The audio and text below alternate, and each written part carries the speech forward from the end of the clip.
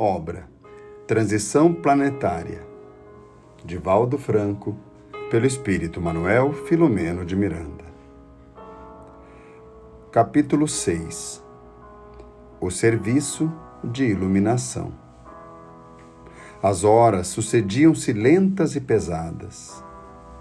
O grupo que atendíamos era constituído por quase 1000 vítimas da tragédia sísmica.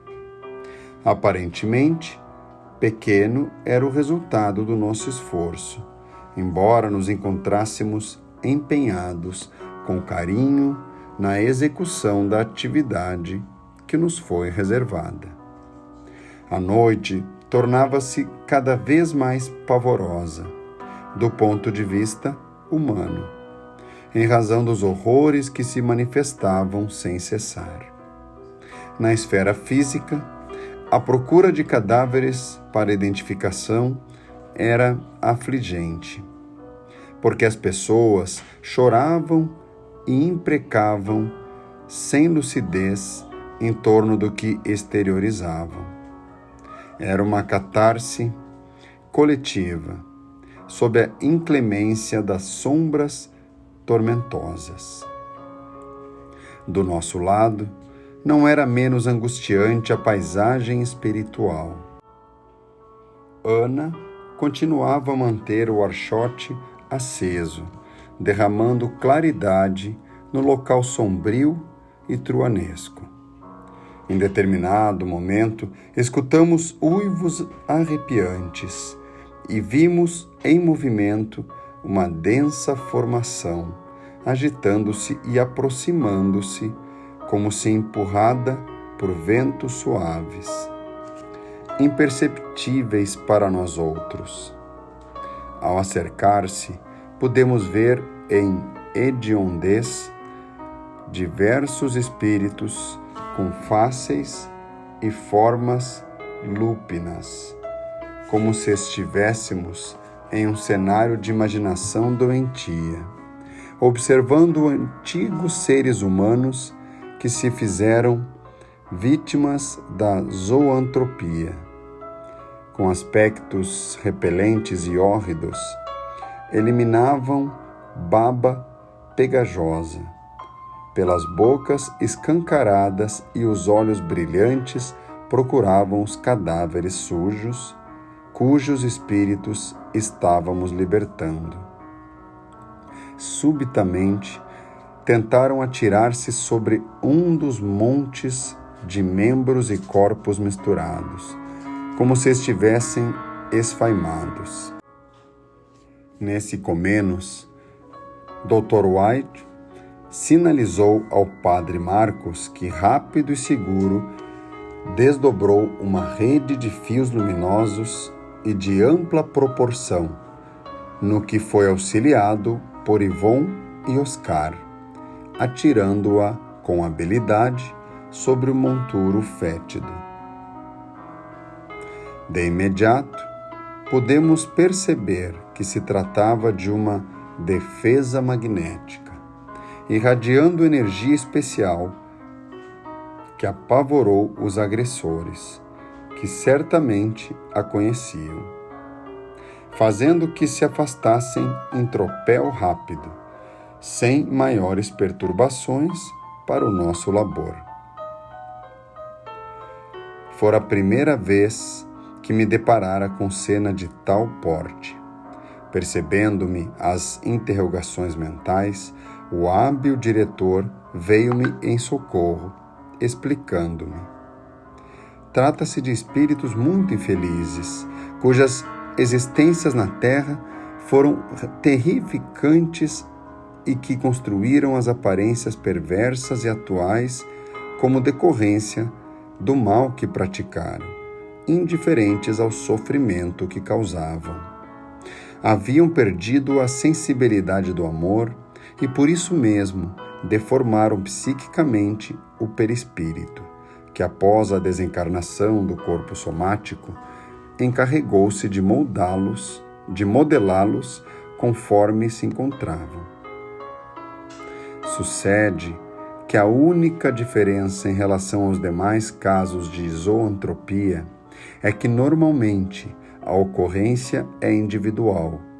No entanto, porque constituíam um grupo aselvajado que laborava em conjunto, o fenômeno alcançou-os a todos, neles plasmando a deformidade lúpina que os faz temerários, imprimindo-lhes as necessidades alimentares típicas do gênero canil lupus, mantendo a mente entorpecida.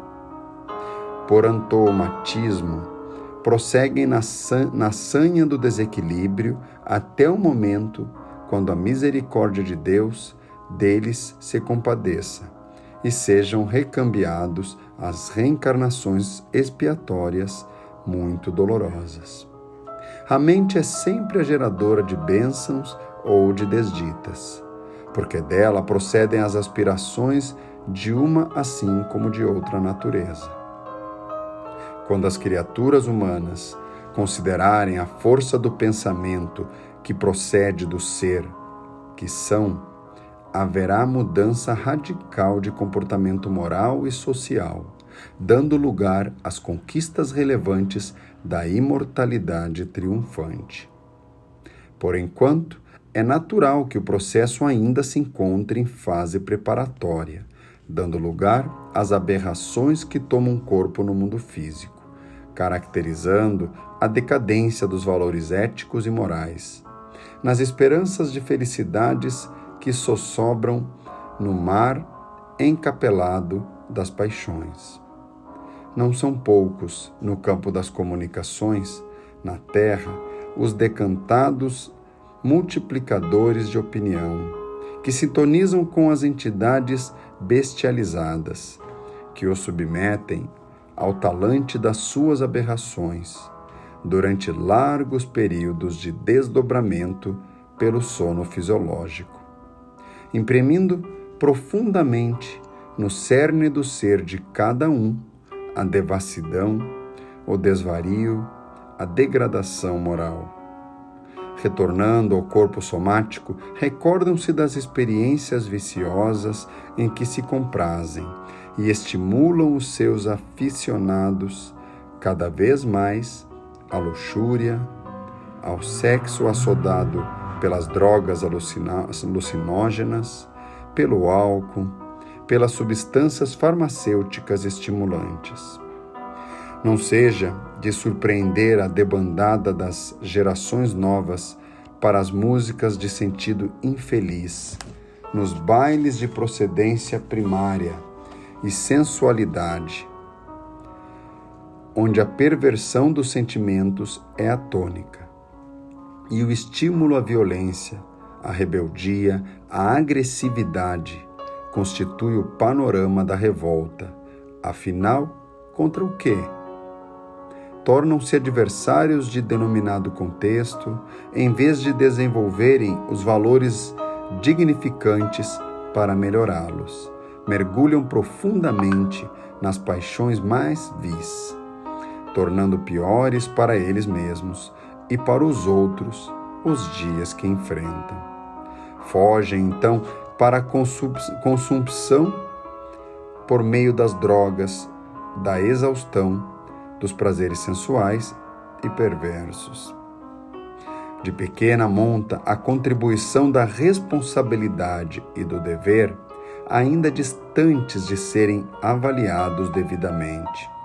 Essa tarefa libertadora, sem dúvida, cabe à educação das novas gerações, a fim de que sejam criados novos hábitos de convivência e de comunicação saudável, dando lugar ao desenvolvimento das forças vivas do bem, inatas em todos os indivíduos.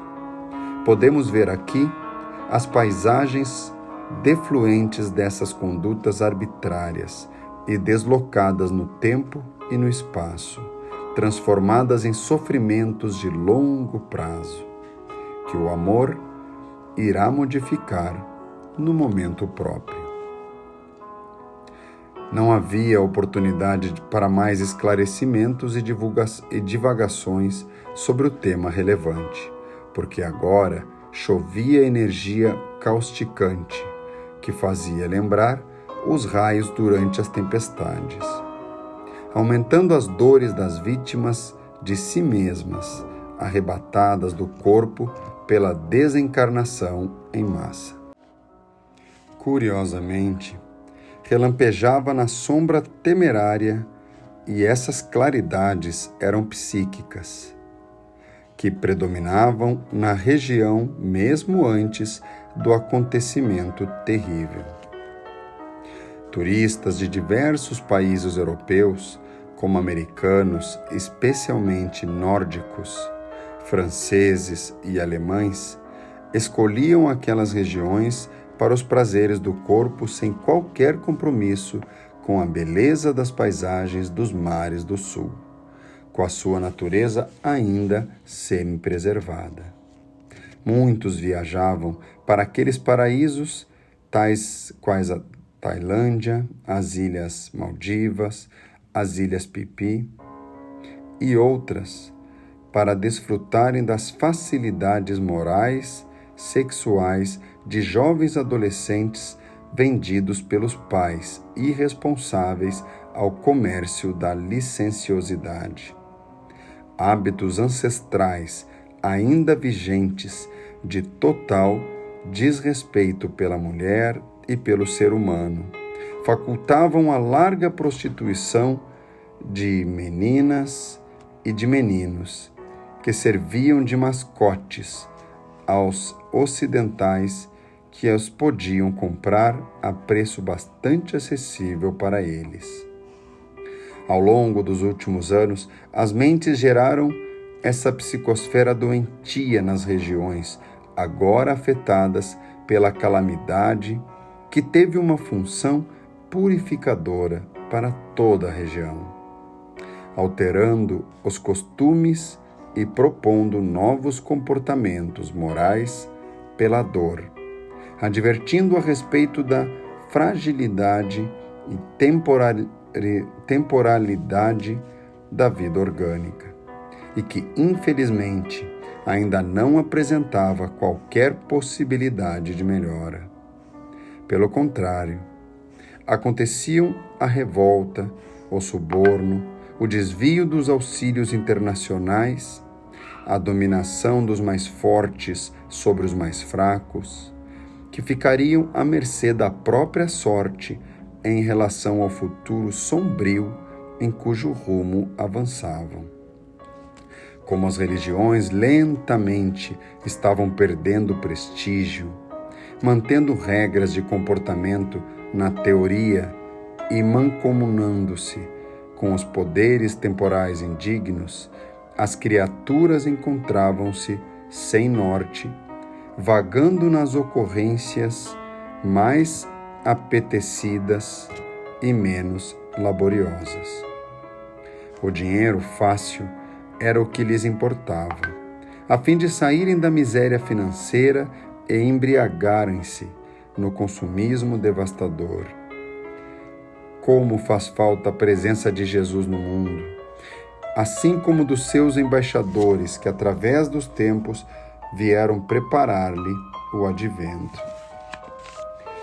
As suas propostas ricas de ternura e de esperança, de consolo e de amor, ainda não conseguiram penetrar realmente nos seus seguidores, menos ainda naqueles que o não conhecem, dando lugar às loucuras do imediatismo, do desgaste emocional e moral nos jogos dos desejos infrenes. A iluminação espiritual é trabalho de largo porte, que exige abnegação e devotamento, compensando através da paz que proporciona e da alegria de viver sem condicionamentos extravagantes nem dependências doentias. Empenhados na atividade especial de ajuda aos irmãos aflitos, sucediam-se os quadros de dor, cada qual específico em razão de cada pessoa ser única e especial, seus problemas e ambições muito próprios, caracterizando-lhe o nível de evolução. Abdul, suavemente iluminado, podendo ser percebido pela maioria dos espíritos perversos que disputavam as carcaças humanas e tentavam submeter os seus antigos hóspedes físicos, continuava no recitativo do Alcorão, suplicando, vez que outra, a ajuda dos céus para os sofredores e seus algozes. Subitamente, no círculo de aflições, destacou-se uma mulher de olhar esgazeado, que procurava a mãezinha, também vítima da catástrofe. Gritava, já afônica, pelo nome da genitora, tentando desembaraçar-se do corpo sem o conseguir, constrangendo-nos de imediato. Acerquei-me, paciente e compadecido, podendo ler no seu pensamento o drama que experienciava e a dor imensa que a consumia. Estava atendendo a senhora idosa enferma, quando a onda imensa arrancou-lhe a casa do solo, levando-a de roldão com os coqueiros e outras árvores de grande porte, despedaçando tudo à frente. A morte de ambas foi imediata, e logo despertou agônica entre as ruínas do que fora o lugar em que vivia. Não se apercebeu da situação, pois que, para ela, o dia não raiara, ainda tomado pelas sombras decorrentes das vibrações ambientais pesadas, entregando-se ao desespero em busca da anciã. Fortemente ligada ao corpo, tentava sair do lugar sem o conseguir, em desespero crescente. Naquele momento, algo de belo sucedeu, porque na densa escuridão surgiu a mãezinha, liberada do corpo, e lúcida, assistida por nobre amigo desencarnado que a conduzia, ajudando-a a acercar-se da filha alucinada. Vendo-nos em processo de auxílio e esclarecida pelo seu mentor espiritual, sorriu e tentou agradecer sem palavras a nossa presença. Ato contínuo, abraçou a filha totalmente desequilibrada e começou a cantar uma doce melodia que falava de esperança, de alegria e de reencontro. A jovem espiritual acalmou-se e, pouco a pouco, enquanto era embalada, logo adormecendo. Foi então que oferecemos o nosso contributo para a técnica da libertação dos despojos físicos, cujas últimas energias foram absorvidas pelo espírito que se recolheu no regaço materno. As doces vibrações da Senhora e a sua destacada estatura espiritual irradiavam-se, invadindo o organismo perispirítico da filhinha, que foi conduzida a outra esfera que não aquela a qual nos vinculávamos. O trabalho prosseguia sem cessar. Embora o sol abençoasse a imensa área logo ao amanhecer, do nosso lado continuavam as trevas densas e as aflições sem nome, aguardando o sublime contributo da iluminação espiritual.